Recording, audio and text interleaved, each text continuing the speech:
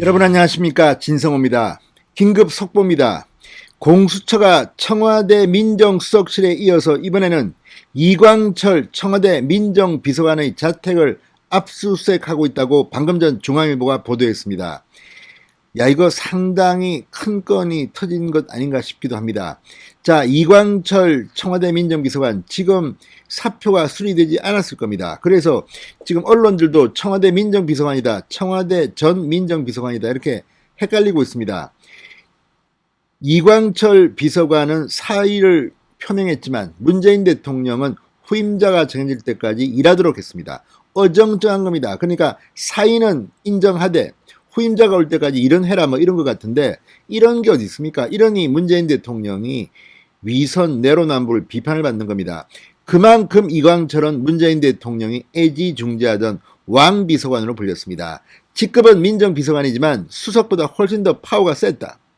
검찰 간부 인사에 이광철의 입김이 다 들어갔다. 자기는 피해자 신분이면서 자기를 수사하는 검찰 간부들을 좌천유배시켰다는 이런 의혹에 휩싸였던 인물입니다. 자, 이광철은 과거 민정수석실 선임행정관 시절 때부터 청와대 울산시장 선거 개입 의혹 사건, 김학의 차관 불법 출국 금지 사건 등등등과 관련해서 많은 의혹의 중심에 서 있던 그런 인물입니다. 그런데도 지금까지 독야청청 셉니다. 그만큼 문재인 대통령이 약점을 잡혔거나 혹은 믿는 사람 의혹입니다. 안 그렇고는 이렇게 장수하기가 힘들 겁니다. 그런 이광철이 드디어 피고인 신분이 됐습니다. 그리고 압수수색을 당했습니다. 자, 이건 뭔가 조짐이 좋습니다.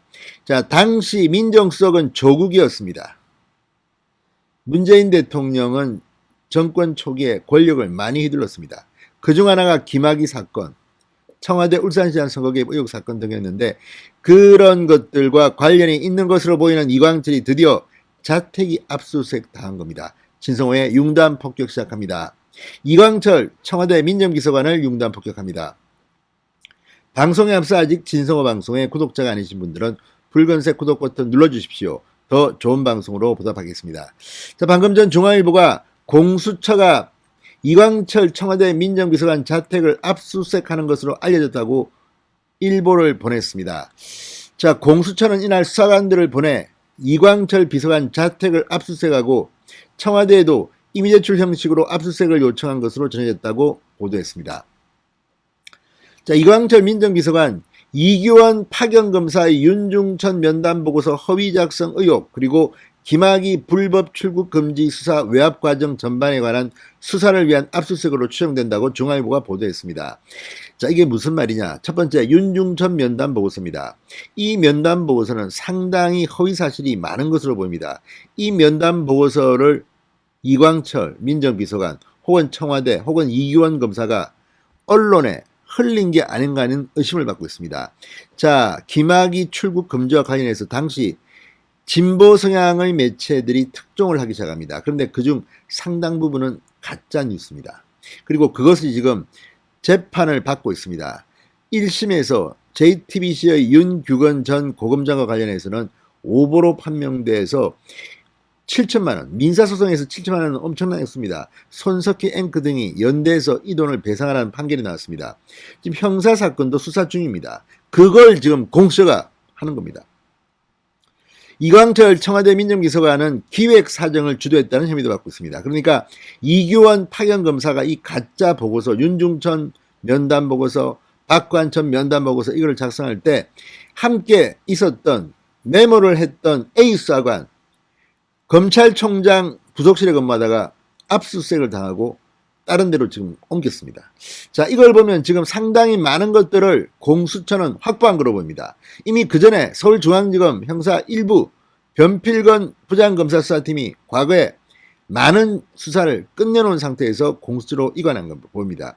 이것 말고도 수사 외압 의혹입니다. 이거는 조국 전 민정수석, 이성윤 당시 대검 반부패 강력부장 등이 연관되어 있습니다. 이미 이성윤의 공소장에는 조국 등의 이름이 나오고 있습니다.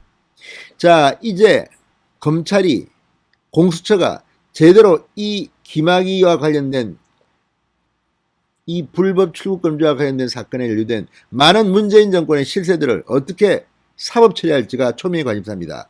이광철 민정비서관 자택을 압수수색했다는 것은 이미 상당한 물증이 확보됐다는 것을 의미하기도 합니다. 자, 이광철 어쩌면 문재인 대통령에 대한 많은 약점을 갖고 있고 입을 열 수 있습니다. 모르죠. 입을 안 열 가능성이 더 높습니다. 자, 어쨌든 이광철 민정비서관 왕비서관의 자택을 압수수색했다는 일보가 들어왔습니다. 이전 비서관 김학의 전 차관 불법 출국금지 관련 등으로 드디어 기소가 됐습니다. 이광철은 기소 못하게 그렇게 정권이 막은 것으로 추정되는데 기소가 됐습니다. 그러자 이달 1일 사표를 제출했습니다. 그런데 후임이 정해지지 않아 아직 사표가 수리되지 않았다고 합니다. 이런 게 어디 있습니까? 사인은 받는데 후임이 없어서 사표 수리 안 한다? 아무튼 문재인 대통령 이광철한테 뭔가 신세를 졌든지 약점을 잡혔든지 그런 거 아닙니까? 그런 의심이 듭니다. 아무튼 권력의 핵심에서 비서관 이상의 수석 이상의 권력을 휘둘렀다는 의심을 받고 있는 이광철 자택이 압수수색 당했답니다. 문재인 대통령에게 공수처가 설마 방기를 든 건 아니겠죠. 자, 지금 SNS에는 이런 공수처의 청와대 압수수색, 이광철 압수수색에 대해서 잘했다고 하면서도 의심의 눈을 감추지는 못합니다.